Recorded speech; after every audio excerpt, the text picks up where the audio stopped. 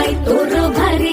दिसते भारी गणपतीची स्वारी अन आला धादिस मामाच्या घरी मालवण चिपळूण सावंतवाडी माझ्या कोकण गावांचो दिमाग भारी दिसते भारी गणपतीची स्वारी माझ्या कोकणा वाटे तुम्ही वळवा गाडी धमाधमान हाका गाडी माझ्या कोकणचो रस्तो नागमोड